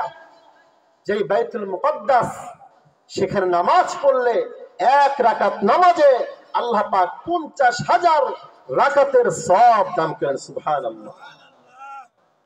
বাইতুল্লাহ যখন কেউ নামাজ পড়ে, 1 রাকাতের বিনিময়ে আল্লাহ পাক 1 লক্ষ রাকাতের সওয়াব দান করেন। সুবহানাল্লাহ। আর মসজিদে নববী, যে মসজিদে 1 রাকাত নামাজ পড়লে 50,000 রাকাতের সওয়াব রব্বে কারীম দান করেন। তার মানে আল্লাহর হাবিব এটাও বলেছেন, সওয়াবের উদ্দেশ্যে 3টা মসজিদে ভ্রমণ করা যায়। কয়টা মসজিদ? 3টা মসজিদ। একটা হলো বাইতুল্লাহ, আর একটা বাইতুল মুকদ্দাস, আর একটা মসজিদে নববী, অথচ রব্বে কারীম সুযোগ করে দিয়েছেন। হাবিব তিনি বলেছেন এই বাইতুল মুকদ্দাস নামাজ আদায় করলে এত সওয়াব, কিন্তু আমরা মুসলমান, এত কোটি মুসলমান, 250 কোটি মুসলমান হওয়ার পরেও আমরা এতটাই দুর্বল, এতটাই ইমানি শক্তি কম, এতটাই তাকওয়া কম যে আমরা বাইতুল মুকদ্দাস দখল করার মতো সক্ষমতা আমাদের নাই, ঠিক কিনা বলুন? এইটা আমাদের জন্য গর্বের নাকি আমাদের জন্য লজ্জার? কথা বলেন, কথা বলতে হবে, লজ্জার না গর্বের? সংখ্যা দিয়ে কি হবে? সংখ্যা দিয়ে কি হবে? The main matter is quality, not quantity. এখানে মূল বিষয়টা হচ্ছে কোয়ালিটি। আপনি কেমন মুসলমান, এটা হলো সবচেয়ে বড় কথা। আজকের বাংলাদেশে 90% মুসলমান, 90% মুসলমান, কিন্তু চেতনা দিয়ে যদি আপনি মাপেন, ইমানি শক্তি দ্বারা যদি আপনি মাপেন, তাকওয়ার কথা যদি বলেন, তাহলে 50% মুসলমানকেও খুঁজে পাওয়া যাবে। কথা বলতে হবে, খুঁজে পাওয়া যাবে। তার মানে বিশ্বে যদিও 250 কোটি মুসলমান আছে, কিন্তু মুসলমানের মতো মুসলমান খুব কমই আছে, ঠিক কিনা বলুন? আমার ভাইয়েরা, আল্লাহ রাব্বুল আলামিন এই মিডল ইস্টে যত নবী রাসূলকে পাঠিয়েছেন, এই দেশগুলাতে রব্বে কারীম সবচেয়ে বেশি সম্পদ দান করেছেন, সবচেয়ে বেশি প্রাকৃতিক সম্পদ দান করেছেন। লোহার খনি, স্বর্ণের খনি, রূপের খনি, আল্লাহ পাক তেল দিয়েছেন, গ্যাস দিয়েছেন, সব সম্পদ দান করেছেন। এইগুলা হলো বারাকনা হাওলা। রব্বে কারীম বলেছেন এই যে বাইতুল মুকদ্দাস, তার আশেপাশে যত অঞ্চল আছে, যত অঞ্চল রয়েছে, আমি রব্বে কারীম বরকত দ্বারা পরিপূর্ণ করে দিয়েছি। তাদের দেশটা যদিও মরুভূমি এলাকা, যদিও মরুভূমি, কিন্তু রব্বে কারীম মরুভূমির নিচে এত সম্পদ রেখেছেন, সারা বিশ্বে কেউ যেই সম্পদ রব্বে কারীম দেন নাই। সুবহানাল্লাহ। তার মানে হলো বারাকনা হাওলা, রব্বে কারীম বরকত দান করেছেন। সেই বরকতকে কাজে লাগিয়ে আজকের আরব আমিরাত দুবাই, এই শহরটা এত বড় শহর, যেই শহরটাতে সারা বিশ্বের সবচেয়ে বড় স্বর্ণের মার্কেট বলা হয়, গোল্ড মার্কেট, সবচেয়ে বেশি স্বর্ণের মজুদ রয়েছে, যে বাজারটা সবচেয়ে বড় স্বর্ণের বাজার, যে দেশটা ছোট্ট দেশ হওয়ার পরেও সম্পদের দিক থেকে অনেক আগানো, বুর্জ খলিফা আছে, বড় বড় বিল্ডিং আছে, সব আছে, বড় বড় মসজিদ আছে, সব থাকার পরেও সেই দেশে ওই ওয়েস্টার্ন দেশের যে মেয়েরা, তারা কাপড় খুলে তারা চলাফেরা করে, ঠিক কিনা? নাউযুবিল্লাহ পড়েন। যে দেশটাতে মুসলমানদের বসবাস, আরব দেশের সাথে লাগানো, যে দেশটাতে অত্যাধুনিক সব প্রযুক্তি আছে, সেই দেশটাতে বেহায়াপনা, উলঙ্গপনা এতটাই বিস্তার ঘটেছে যে ওই দেশে যাওয়ার পরে আপনি বুঝতে পারবেন না যে এটি মুসলমান দেশ নাকি খ্রিস্টান দেশ, ঠিক কিনা বলুন? এখানে শেষ নয়। দুঃখের বিষয় হলো আজকের আরব দেশ, সৌদি আরব, যে দেশটাকে আমরা বলি, যে দেশটাতে আল্লাহ পাক দুইটা গুরুত্বপূর্ণ সম্পদ দান করেছেন, মুসলমানদের গর্বের দুইটা বিষয় দান করেছেন, বাইতুল্লাহ, মসজিদে নববী, যে মদিনাতে আমার রাসূল বিশ্ব নবী ঘুমিয়েছেন, যেই জমিনে বিশ্ব নবীর লক্ষ লক্ষ সাহাবী শুয়ে আছেন, যেখানে স্মৃতি বিজড়িত সমস্ত সাহাবীর স্মৃতি রয়েছে, সেই দেশটাতে আজকে যদি আপনি যান, সেই দেশটাতে গান বাজানো হয়, হিন্দি গান বানিয়ে, জুব্বা গায়ে, মাথায় টুপি পরে তারা ড্যান্স দেয়। একবার মনে করে না আল্লাহ পাক হারাম করেছেন, সে কাজটা আমরা পাগড়ি মাথায় দিয়ে কিভাবে করি, ঠিক কিনা? দুঃখের বিষয়, কষ্টের বিষয়। কিয়ামতের আলামত এগুলা কি বলবেন? আজকে তারা এতটাই পশ্চিমা সভ্যতায় মাতোয়ারা হয়েছে, এতটাই দেওয়ানো হয়েছে যে নিজের জুব্বা পরেও আল্লাহকে তাদের মনে আসে না, টুপি পরেও আল্লাহর রাসূলকে মনে পড়ে না। তারা সামনে ডিজে গান বাজে, তারা ডান্স করে আর মদ্যপান করে, নাউযুবিল্লাহ পড়ে। আমার ভাইয়েরা, এইখানে শেষ নয়। আব্দুল সালাম ইবনে আব্দুল আজিজ, বর্তমান প্রিন্স, সবচেয়ে ক্ষমতাধর ব্যক্তি, তিনি ঘোষণা করেছেন এই সৌদি আরবে সবকিছু হবে যাতে করে পশ্চিমা দেশের যে মানুষরা আসেন তাদের চলাফেরায় যেন কোনো ব্যাঘাত না ঘটে, তাদের যেন কোনো সমস্যা না হয়। এই জন্য মদের বারের লাইসেন্স দিয়েছেন। এই জন্যই তারা এমন বিচ বাড়িয়েছেন যেই বিচটা লস অ্যাঞ্জেলেসের মতো, যেই বিচের ভিতরে খারাপ পোশাক পরে ঘোরাফেরা করা যাবে, কেউ না করবে না, না করার মতো কোনো সক্ষমতা নাই, এমন দেশটা সালাম বিন আব্দুল আজিজ তিনি তৈরি করেছেন। যে দেশটাতে মোড়ে মোড়ে তারা সিনেমা হল খুলেছে, নাউযুবিল্লাহ।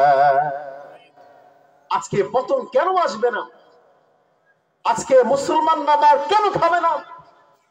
এই সৌদি আরবের পাশেই ফিলিস্তিন অবস্থিত। সৌদি আরব, তাদের যে সরকার, তাদের যে সরকারের বিমান, সেই বিমানের দরওয়াজা স্বর্ণ দিয়ে বানানো। কি দিয়ে বানানো? কথা বলেন, কি দিয়ে বানানো? স্বর্ণ দিয়ে বানানো। বিমানের যে দরওয়াজা, যেখান দিয়ে উঠবেন, স্বর্ণ দিয়ে বানানো। তাদের চেয়ারটাও স্বর্ণ দিয়ে বানানো। এত আরাম, এত আয়েশ, এত সম্পদ, এত উন্নত জীবন যাপন করে, কিন্তু তাদের মনে এটা বসে না আমিও মুসলমান, ফিলিস্তিন বাসীও মুসলমান, আমার কি অবস্থা, তার কি অবস্থা, আমার কি কোনো করণীয় নাই, এই চিন্তা তাদের মাথায় আসে। এই জন্য আমার ভাইয়েরা, এই পরিস্থিতি পাল্টাতে হবে। এই পরিস্থিতি যদি পাল্টাতে না পারি, যদি আমার গায়ে জুব্বা, যদি আমার মাথায় টুপি, আমি যদি হকের আন্দোলন করতে না পারি, আমি যদি হক প্রতিষ্ঠার আন্দোলনে নিজেকে ব্যস্ত না রাখতে পারি, নিজের শক্তিতে কাজে লাগাতে না পারি, নিজের সামর্থ্যকে, আমার সবকিছুকে যদি আমি কাজে লাগাতে না পারি, তাহলে রব্বে কারীম এমনটাও হতে পারে আমার মৃত্যুটা মুনাফিকের মৃত্যু হবে, ঠিক কিনা? আল্লাহ পাক বলেন, ইন্নাল্লাহা আশতারা মিনাল মুমিনিনা আনফুসাহুম ওয়া আমওয়ালাহুম বিআন্না লাহুমুল জান্নাহ। আল্লাহু আকবার। আল্লাহ পাক বলেছেন, ইন্নাল্লাহা আশতারা মিনাল মুমিনিন, নিশ্চয় রব্বে কারীম ক্রয় করে নিয়েছেন, মিনাল মুমিনিন, যারা মুমিন বান্দা তাদের থেকে ক্রয় করে নিয়েছেন, আনফুসাহুম। আল্লাহ পাক এক নম্বরে বলেন, মুমিনের বান্দা আমি জান্নাতের বিনিময়ে ক্রয় করে নিয়েছি। সুবহানাল্লাহ। তার মানে হলো, আমি যদি জান্নাত পেতে চাই, আমি যদি জান্নাতের মালিকানা হতে চাই, মালিক হতে চাই, তাহলে সবার আগে আমার জীবনটা আল্লাহর জন্য উৎসর্গ করতে হবে। লিল্লাহি তাকবীর। কার জন্য আমার জীবন? আমার ভাইয়েরা, এরপর আল্লাহ পাক বলেন, আনফুসাহুম ওয়া আমওয়ালাহুম বিআন্না লাহুমুল জান্নাহ। আল্লাহু আকবার। আল্লাহ তাআলা বলেন, এই যে সম্পদ আমি দান করেছি, এই যে সম্পদের মালিক হয়েছো তুমি, এই যে অনেক জমির মালিক হয়েছো, বিল্ডিং এর মালিক হয়েছো, সম্পদ ব্যাংক ব্যালেন্স করেছো, সব হয়েছে, মনে রাখবা এই সম্পদ দেওয়ার মালিক আমি আল্লাহ। আর সম্পদ তুমি ব্যবহার করবা আমি আল্লাহর সন্তুষ্টির জন্য। সুবহানাল্লাহ। আল্লাহ পাক বলেন, ও আমার মুমিন বান্দা, ও আমার মুমিন বান্দা, এই যে আমি তোমাকে এমন একটা বিষয় জানাবো কিনা, এমন একটা বিষয়, যে বিষয়টা যদি তুমি জানো, যে বিষয়টা তো যদি তোমরা যদি আমল করতে পারো, আমি আল্লাহ পাক তোমার জাহান্নামের যে আযাব, সেই আযাব থেকে আমি রব্বে কারীম তোমাদেরকে রক্ষা করব। সুবহানাল্লাহ। আল্লাহ পাক বলেন, ইয়া আইয়ুহাল্লাযীনা আমানু হাল আদুল্লুকুম আলা তিজারাতিন তুনজিকুম মিন আযাবিন আলীম।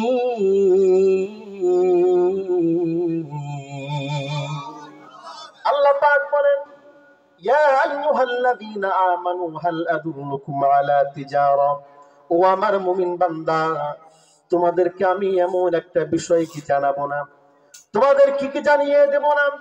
হাল আদুল্লুকুম আলা তিজারা, এমন একটা ব্যবসা, তিজারাতিন তুনজিকুম মিন আযাবিন আলীম। দুনিয়াতে যখন আমরা ব্যবসা করি, তার যে উদ্দেশ্য সেইটা হলো মুনাফা অর্জন করা, টাকা পয়সার মালিক হওয়া, ভালো বিল্ডিং করা, শান শৌকতে জীবন যাপন করা। কিন্তু রব্বি কারিম বলছেন, তোমাদেরকে এমন একটা ব্যবসার কথা আমি রব্বি কারিম জানাচ্ছি, যে ব্যবসা করতে পারলে জাহান্নামের আগুন আমি রব্বি কারিম তোমাদের জন্য হারাম করে দিব। সুবহানাল্লাহ। সেই বিষয়টা কি? হাল আদুল্লুকুম আলা তিজারাতিন তুনজিকুম মিন আযাবিন আলীম তু'মিনুনা বিল্লাহি ওয়া রাসূলিহি ওয়া তুজাহিদুনা ফি সাবিলিল্লাহ বিআমওয়ালিকুম ওয়া আনফুসিকুম যালিকুম খায়রুল লাকুম ইন কুনতুম তা'লামুন।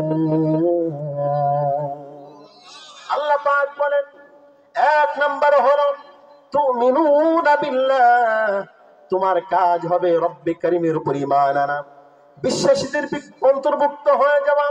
তু'মিনুনা বিল্লাহ ওয়া রাসূলি, এবং আমি যে রাসূল প্রেরণ করেছি রাসূলের উপর ঈমান আনা।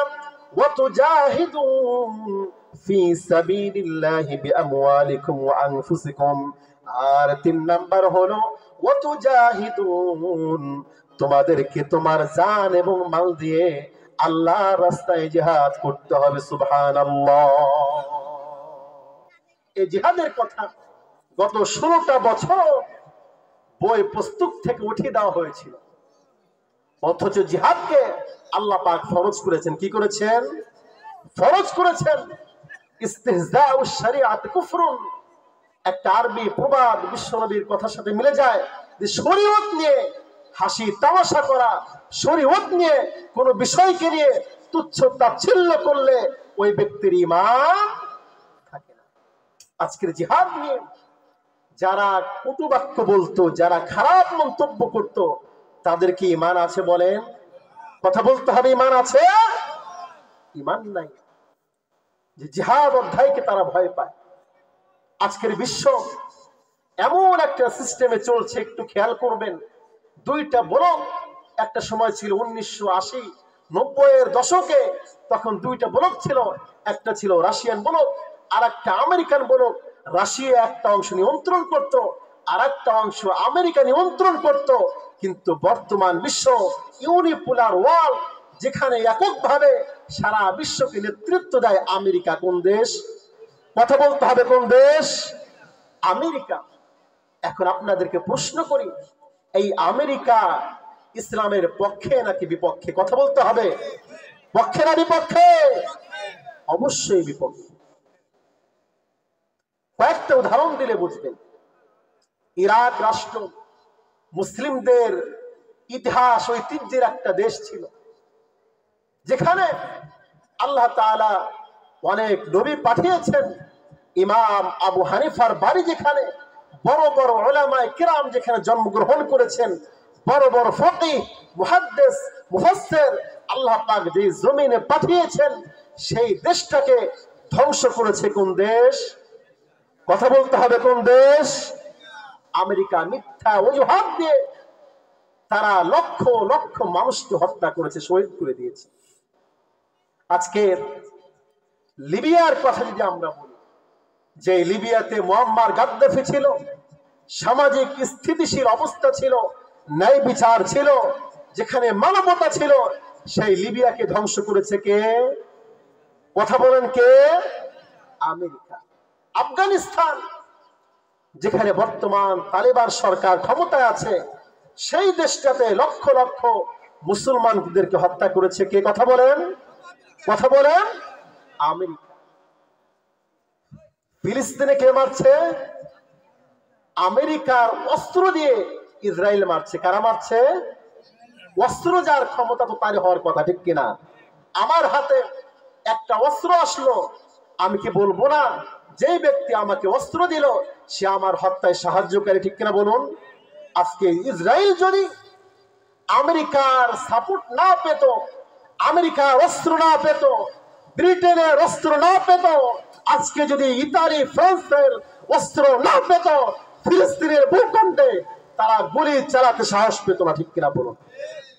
তার মানে হলো যারা অস্ত্র দিচ্ছে, বোম দিচ্ছে, সেই আমেরিকা ফিলিস্তিনেরও শত্রু। এখানেই শেষ নয়, এখানেই শেষ নয়। আপনি যেখানে যুদ্ধ সেখানে খবর নিয়ে দেখবেন আমেরিকার হাত আছে। কার হাত আছে? আমেরিকার হাত আছে। সেই ইউনিপোলার ওয়ার্ল্ড, সারা বিশ্ব এই আমেরিকা নেতৃত্ব দিচ্ছে।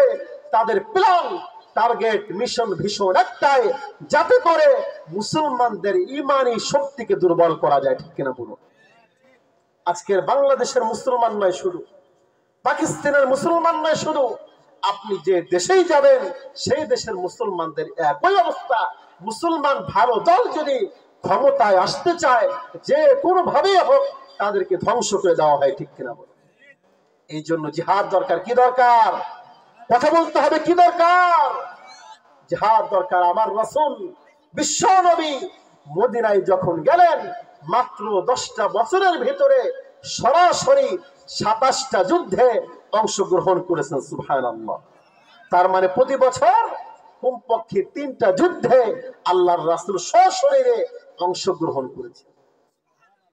আমার ভাইয়েরা, আল্লাহ পাক বলেন, ওয়াতুজাহিদুনা ফি সাবিলিল্লাহি বিআমওয়ালিকুম ওয়া আনফুসিকুম। তোমরা যদি জান্নাত পেতে চাও, তোমরা যদি জাহান্নামের আগুন থেকে রক্ষা পেতে চাও, ওয়াতুজাহিদুন, তোমাদের জিহাদ করতে হবে।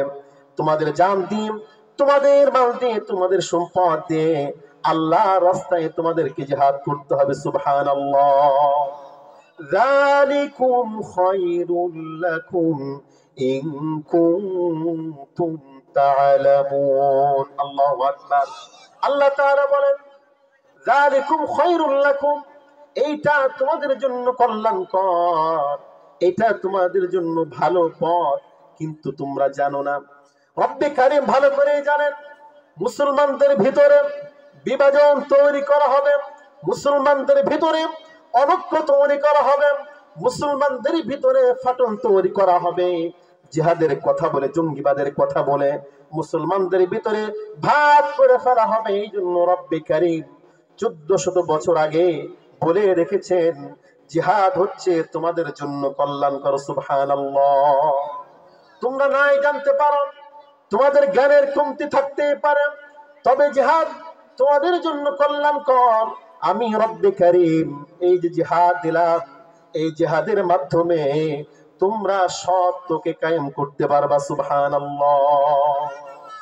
আমার নবী, আমার ভাইয়েরা, বিশ্ব নবী জনাবে মুহাম্মদুর রাসূলুল্লাহ সাল্লাল্লাহু আলাইহি ওয়াসাল্লাম যখন মদিনায় গেলেন, মদিনায় যাওয়ার পরে মুসলমানদের সংখ্যা খুব কম। এই দেখে মক্কার কাফিররা তারা চক্রান্ত করলো, যেভাবেই হোক এই যে মদিনা শহর এইটাকে ধ্বংস করতে হবে। মুসলমান জাতি যারা বেড়ে উঠছে, এইটাকে আগানো যেতে দেওয়া হবে না, এইটাকে সামনে অগ্রসর হতে দেওয়া হবে না। অবশ্যই অবশ্যই তাদেরকে ধ্বংস করতে হবে। আবু সুফিয়ান সিরিয়ায় চলে গেলেন অস্ত্র কেনার জন্য, অনেক অস্ত্র কিনে মক্কায় ব্যাক করলেন। টার্গেট একটাই, যাতে করে মদিনাকে ধ্বংস করা যায়, যাতে করে আল্লাহর রাসূল এবং আল্লাহর রাসূলের সাহাবায়ে কেরাম যারা আছেন তাদেরকে ধ্বংস করে দেওয়া যায়। আমার ভাইয়েরা, বিশ্ব নবী জনাবে মুহাম্মদুর রাসূলুল্লাহ সাল্লাল্লাহু আলাইহি ওয়াসাল্লাম যখন জানতে পারলেন আবু জাহলের নেতৃত্বে মক্কার কুরাইশের যে কাফেররা আছে তারা মদিনার দিকে অগ্রসর হচ্ছে, বিশ্ব নবী সাল্লাল্লাহু আলাইহি ওয়াসাল্লাম সাহাবায়ে কেরামদেরকে ডাকলেন। সব সাহাবাদেরকে ডাকলেন, যাদের অধিকাংশই বয়স্ক ছিল, যারা যারা দুর্বল ছিল, রোগাক্রান্ত ছিল। আল্লাহর রাসূল তাদেরকে বললেন, ও আমার সাহাবী, তোমাদের এমন একটা বিষয় জানাতে চাই, আমি তোমাদেরকে এমন একটা বিষয় জানাতে চাই। আমি বলতে চাই, ওই যে মক্কার কাফের, মক্কার বেঈমান, তারা অগ্রসর হচ্ছে, তাদের সৈন্য 1000, তাদের কাছে আধুনিক অস্ত্র শস্ত্র আছে, তাদের কাছে ঘোড়া আছে, তাদের কাছে বল্লম আছে, তাদের খাবার দাবার আছে, যথেষ্ট পরিমাণ সবকিছু আঞ্জাম আছে। কিন্তু আমরা সংখ্যায় এত কম, মাত্র 313 জন। এর ভিতরে অধিকাংশ মুসলমানরা দুর্বল বয়স্ক। ও আমার মুসলমান, ও আমার সাহাবায়ে কিরাম, তোমরা কি বলো? তোমরা কি এই যুদ্ধে অংশগ্রহণ করতে চাও? সাহাবায়ে কেরাম ইমানি শক্তি নিয়ে, ইমানি জজবা নিয়ে বিশ্ব নবীকে বললেন, ও আল্লাহর রাসূল, আমরা এমন লোক নয় যে মূসা আলাইহিস সালামকে তার সম্প্রদায়ের লোকেরা বলেছিল যে ইযহাব আনতা ওয়া রাব্বুকা ফাকাতিলা ইন্না হাহুনা কাঈদুন। ওহে মূসা, তুমি এবং তোমার রব গিয়ে ফিরাউনের বিপক্ষে যুদ্ধ করো, তোমরা যাও, আমরা এখানে বসে থাকবো, তোমার পক্ষে লড়াই করব না। সাহাবায়ে কেরাম আল্লাহর রাসূলকে বললেন, আমরা তাদের মতো হব না, আমাদের যা আছে তাই নিয়ে আল্লাহর রাস্তায় আপনার হাতে হাত মিলিয়ে কোরআনকে প্রতিষ্ঠিত করার জন্য, আল্লাহর দ্বীন, আল্লাহর দুনিয়ায় প্রতিষ্ঠিত করার জন্য জান বাজি রেখে আপনার সাথে লড়াই করব।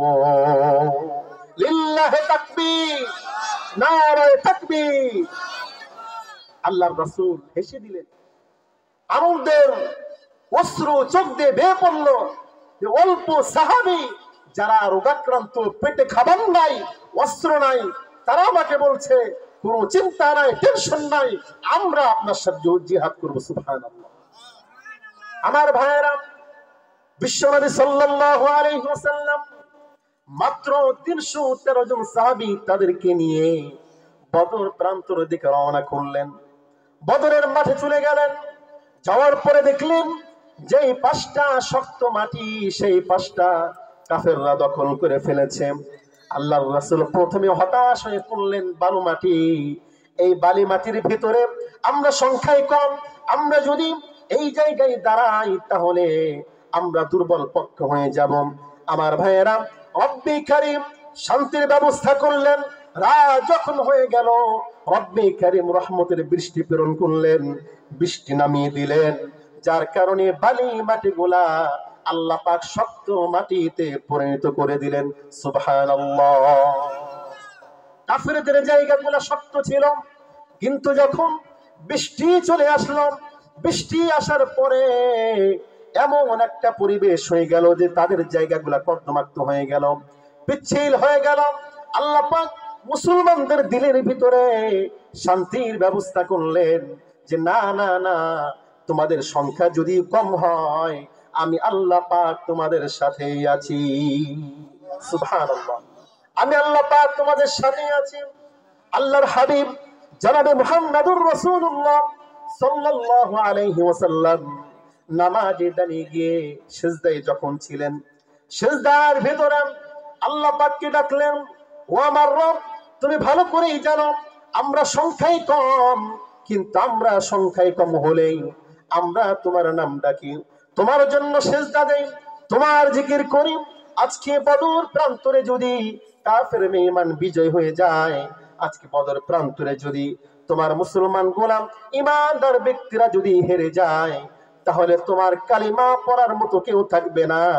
অতএব রব, তুমি আমাদেরকে বিজয় দান করো। সুবহানাল্লাহ। বিজয় দান করার মালিক কে? আল্লাহ পাক। আল্লাহ পাক, আল্লাহ পাক বিশ্বনবী সাল্লাল্লাহু আলাইহি ওয়াসাল্লামকে বলেছেন, তুমি জিহাদের জন্য প্রস্তুত নাও। কারণটা হলো 10 জন মুসলমান, 10 জন ইমানদার ব্যক্তি, আল্লাহ পাক তাকে 100 মুসলমানদের কাফেরদের বিপক্ষে আল্লাহ পাক বিজয় দান করবেন। সুবহানাল্লাহ। অর্থাৎ মুসলমান 10, কাফেররা 100। মুসলমান 100, কাফেররা 1000। কার কথা? কার কথা? আমার ভাইয়েরা, এই জন্য রব্বে কারীম বলেন, ওয়ালা তাহিনু ওয়ালা তাহজানু ওয়া আনতুমুল আ'লাউনা ইন কুনতুম মুমিনিন। এই জন্য রব্বে কারীম বলেন, তোমরা যারা মুমিন বান্দা, তোমরা যারা রবের পক্ষ থেকে ঈমান পেয়েছো, ঈমানের মতো দৌলত তোমরা যারা পেয়েছো, এটা চারটিখানি কোনো ব্যাপার নয়, ছোটখাটো কোনো ব্যাপার নয়। সবচেয়ে বড় সম্পদ দেওয়া হয়েছে তোমাদেরকে। ওয়ালা তাহিনু ওয়ালা তাহজানু ওয়া আনতুমুল আ'লাউন। আল্লাহ পাক বলছেন, যখন তোমার ভিতরে ঈমানের শক্তি আছে, তাকওয়ার শক্তি আছে, অবশ্যই অবশ্যই তুমি বিজয়ী হবা। সুবহানাল্লাহ। এই জন্য টেনশনের কোনো কারণ নাই, চিন্তার কোনো কারণ নাই। আল্লাহ পাককে যদি ভয় করতে পারো, আল্লাহর উপর ঈমান যদি রাখতে পারো, দুনিয়া আখিরাত দুই জায়গায় রব্বে কারীম বলেন, আমি রব্বে কারীম তোমাদেরকে সফল বানিয়ে দেব। সুবহানাল্লাহ। এই জন্য আমরা সফল হতে চাই। তো কে কে সফল হতে চাই? দুহাত তুলে আল্লাহ পাককে দেখাই। লিল্লাহি তাকবীর, লিল্লাহি তাকবীর। এই জন্য আজকে আলোচনার আমার যে মূল ফোকাস, সেটা হলো ন্যায় বিচার কায়েম করা। কি করা? কথা বলবেন, কি করা? ন্যায় বিচার কায়েম করা। আজকের বাংলাদেশে তাকান, পয়েন্টে পয়েন্টে সুন্দর সুন্দর মসজিদ, মসজিদের কারুকার্যের অভাব নাই। বিদেশি মার্বেল এনে মসজিদ সাজানো হচ্ছে, মাইকের সাউন্ড ক্রিস্টাল ক্লিয়ার, ইমাম সাহেব মাশাআল্লাহ উচ্চ শিক্ষিত, সব দিকে আগানো, কমিটির টাকা পয়সা আছে, সব আছে। কিন্তু এই যে নামাজি, আপনি মসজিদে নামাজি যখন খুঁজতে যান, আপনি নামাজি খুব কমই পাবেন। ঠিক কিনা বলুন? খুব কম পাবেন। অথচ রব্বে কারীম শুধু কি জুমার নামাজ ফরজ করেছেন, নাকি 5 ওয়াক্ত নামাজ? কথা বলেন, কথা বলতে হবে। কয় ওয়াক্ত? 5 ওয়াক্ত নামাজ প্রতিদিন ফরজ। কিন্তু আমি মসজিদ বানিয়ে ক্ষান্ত, মসজিদ বানিয়ে আমার গর্বের শেষ নাই যে আমার গ্রামের মসজিদ এত সুন্দর। কিন্তু সাহাবায়ে কেরাম যে মসজিদে নামাজ আদায় করেছেন, তার ছাউনি ছিল খেজুর পাতা। কি দিয়ে বানানো? কথা বলেন, কি দিয়ে? খেজুর পাতা। বৃষ্টি যখন পড়তো, বৃষ্টির পানি পড়ে বালিগুলা, কাদা যেগুলা ছিল কাদা হয়ে যেত। সাহাবায়ে কেরাম সিজদা দিতেন, কপালে মাটি লাগতো, গায়ে মাটি লাগতো। এই জন্যই তো আল্লাহর রাসূল বলেছেন, যখন কেউ সিজদা দেয়, যে মাটি লাগে, যে জমিনে পড়ে, আল্লাহ পাক এই মাটির বদৌলতে তার জীবনের সমস্ত গুনাহকে মাফ করে দেন। সুবহানাল্লাহ। কিন্তু আমার মসজিদ কেমন? একটু ধুলা হলেই তো খাদেমকে ধমকে অস্থির অবস্থা, মুয়াজ্জিনকে ধমকে অস্থির যে তুমি কি করলা? টাকা দিয়ে মসজিদ বানালাম, তুমি মসজিদ পরিষ্কার রাখতে পারো না। তার মানে আমাদের গর্ব কোথায়? যে টাকা খরচ করে মসজিদ বানিয়েছে। ঠিক কিনা বলুন? কিন্তু এই গর্ব করার সুযোগ নাই যে আমার নামাজ সুন্দর, আমার নামাজ দামি। আল্লাহর সবচেয়ে গুরুত্বপূর্ণ হুকুম নামাজ, আমি পড়ছি, আমার নামাজ সুন্দর। এই গর্ব করার মুসলমান খুব কমই খুঁজে পাওয়া যাবে। এই জন্য খুব সাবধান, খুব সাবধান। ঈমান নষ্ট করা যাবে না, খুব সাবধান। দুনিয়াতে আপনি থাকবেন, কিন্তু দুনিয়ার লোভে মোহে পড়ে আপনার আখিরাত বরবাদ করা যাবে না। এই জন্য আজকের অনুসিদ্ধান্ত হলো ন্যায় বিচার কায়েম করেন। বাংলাদেশ খুব শীঘ্রই যেই টার্গেট নিয়ে আমরা আগাচ্ছি, সেই অবস্থানে যাওয়া সম্ভব। ঠিক কিনা বলুন? আজকের বিচার বিভাগ, আজকের শাসন বিভাগ, আজকের আইন বিভাগ, প্রতিটা বিভাগ দুর্নীতির আখড়া। ঠিক কিনা বলুন? আপনি ন্যায় বিচার কোথায় পাবেন? আপনি কোরআনের পক্ষে আইন কোথায় পাবেন? আপনি মানবতা কোথায় পাবেন? গরিবের হক কোথায় পাবেন? কারণ আপনি সেই জায়গাটা কখন জানোই নাই, সেটার চেষ্টাও চালান নাই। এই জন্য তো রব্বে কারীম বলেছেন, কওয়ামিনা বিল কিসত। শুধু নিজে ন্যায় বিচার করবা হবে না, ন্যায় বিচার সমাজেও কায়েম করতে হবে। এই জন্য আমার ভাইয়েরা, আল্লাহ রাব্বুল আলামিন বলেন, ইয়াকুন গানিয়ান আও ফাকিরান ফাল্লাহু আউলা বিহিমা। আল্লাহু আকবার। আল্লাহ পাক বলেন, ধনী দেখার সুযোগ নাই, গরিব দেখার সুযোগ নাই। ফাল্লাহু আউলা বিহিমা, আল্লাহকে সামনে রেখে, আল্লাহকে হাজির নাজির জেনে, আল্লাহকে ভয় করে তোমার রায় দিতে হবে। ফালা তাত্তাবিউল হাওয়া আন তা'দিলু, এমনটা যেন না হয় যে তুমি তোমার প্রবৃত্তিকে অনুসরণ করছো, তোমার পকেট ভারী হবে, তোমার অ্যাকাউন্টে টাকা জমা হবে, কোটি কোটি টাকার মালিক হবা, এই জন্য তোমার বিচারে যেন পাল্টে না যায়। সুবহানাল্লাহ। وإن تلووا أو تعرضوا فإن الله كان بما تعملون خبيرا।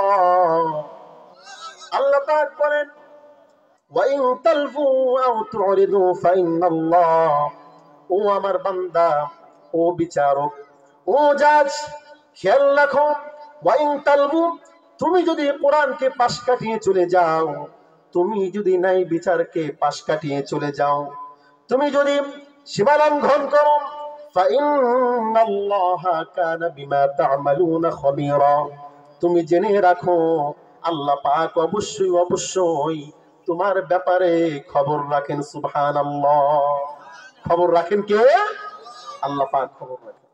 আপনি যা করছেন সব রেকর্ড হচ্ছে। কিরামান কাতিবিন ইয়ালামুনা মা তাফআলুন, দুইজন সম্মানিত ফেরেশতা আপনার কাছেই থাকে, কাঁধের উপর থাকে।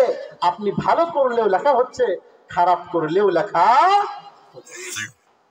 আজকের মুসলমানরা তারা মনে করে, অনেকেই নাস্তিক টাইপের চিন্তা চেতনা লালন করে, তারা বলতে চায় দুনিয়াই তো শেষ, আখিরাত বলতে কিছুই।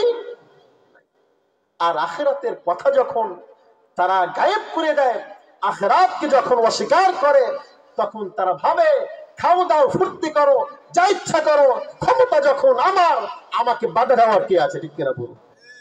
কারণ সে রবকে ভয়, আল্লাহকে ভয় করে না। আমার ভাইয়েরা, একটু খেয়াল করেন, বিশ্বনবী জনাবে মুহাম্মদুর রাসূলুল্লাহ সাল্লাল্লাহু আলাইহি ওয়াসাল্লাম এমন একটা সমাজ কায়েম করলেন, এমন মানুষ তৈরি করলেন, সাহাবায়ে কেরামকে তৈরি করলেন এমন ভাবে, যখন খোলাফায়ে কেরাম যখন ক্ষমতা পেতেন, খলিফা হতেন, তার ভেতরে কোনো পরিবর্তন আসতো না। সুবহানাল্লাহ। হযরত আবু বকর রাদিয়াল্লাহু তাআলা আনহু যখন একা হতেন, চোখ দিয়ে ঝরঝর করে পানি পড়তো, আর আল্লাহকে ডেকে বলতেন, ও রব, এই দুনিয়াতে আমার মতো গুনাহগার কেউ নাই।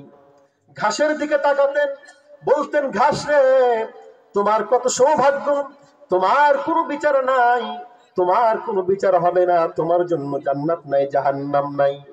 আজকে আমি আবু বকর এমন মানুষ যার বিচার হবে, যার ব্যাপারে আল্লাহ পাক প্রশ্ন করবেন। আমি যদি ঘাস হয়ে যেতাম, আমি যদি পাতা হয়ে যেতাম, তাহলে আমার জন্যই ভালো হতো। সুবহানাল্লাহ।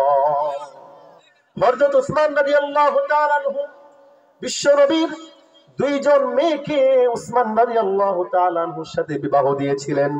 আল্লাহর হাবিব বলেছেন, আমার যদি আর একটা কন্যা সন্তান থাকতো, সেও কন্যাকেও আমি উসমান রাদিয়াল্লাহু তাআলা আনহুর সাথে বিবাহ দিতাম। এত নম্রতা, এত ভদ্রতা আল্লাহ পাক উসমান রাদিয়াল্লাহু তাআলা আনহুর ভিতরে দিয়েছিলেন, এত বেশি নম্র ছিলেন। সেই উসমান যখন ক্ষমতায় আসলেন, যখন খলিফা হলেন, খলিফা হওয়ার পরে এত বড় নেতা, অর্ধ জাহানের নেতা, এত বড় অঞ্চলের নেতা রব্বে কারীম বানিয়েছেন।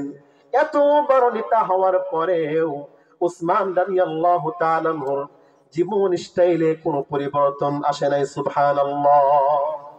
কোনো সিকিউরিটি নাই, কোনো গার্ড নাই। আজকে যখন কেউ মেম্বার হয়, চেয়ারম্যান হয়, ৮,০০০ টাকা বেতন, কিন্তু চারপাশে চামচারা ঘুরঘুর করে। ঠিক কিনা বলুন? ঠিক কিনা বলুন?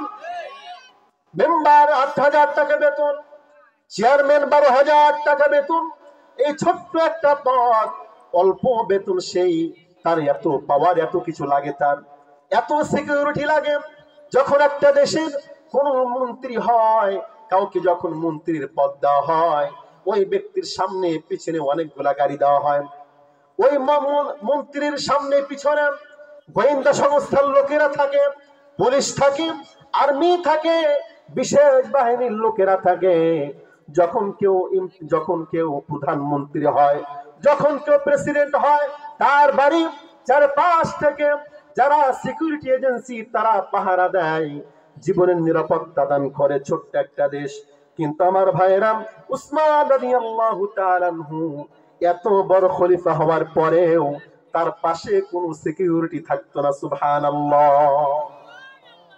যখন মুসলিম বিশ্বে অশান্তি শুরু হয়ে গেল, যখন নানান বিষয়ে হযরত ওমর রাদিয়াল্লাহু তাআলা আনহুকে শহীদ করে দেওয়ার ব্যাপারে যখন মুসলমানদের ভিতরে অনৈক্য চলে আসছিল, এমন সময় কিছু মুনাফিক তারা ভাবলো এই সময় উসমান রাদিয়াল্লাহু তাআলা আনহুকে শহীদ করতে হবে। তারা সবাই ঐক্যবদ্ধ হয়ে গোপনে উসমান রাদিয়াল্লাহু তাআলা আনহুর বাড়ি তার চারদিক থেকে ঘেরাও করলেন। এমত অবস্থায় উসমান রাদিয়াল্লাহু তাআলা আনহুর কাছে ইমাম হাসান ইমাম হুসাইন চলে আসলেন। উসমান রাদিয়াল্লাহু তাআলা আনহুকে বললেন, ওহে আমার চাচা, আমরা দুইজন আপনার পাহারা দিতে চাই, আমরা দুইজন আপনাকে বডিগার্ড হিসেবে কাজ করতে চাই। উসমান রাদিয়াল্লাহু তাআলা আনহু বললেন, না না না, আমার পাহারাদার দরকার নাই, আমি যে রবকে ভয় করি সেই রব আমার জন্য যথেষ্ট। সুবহানাল্লাহ। হাসান হুসাইন রাদিয়াল্লাহু তাআলা আনহুমা দুইজন চলে গেলেন। আরো সাহাবী আসলেন, বললেন আপনাকে নিরাপত্তা দিব। সবাই না করলেন, উসমান রাদিয়াল্লাহু তাআলা আনহু না করলেন। এরপরেও উসমান রাদিয়াল্লাহু তাআলা আনহু সবসময় যার উপর আস্থা রেখেছেন তিনি কে?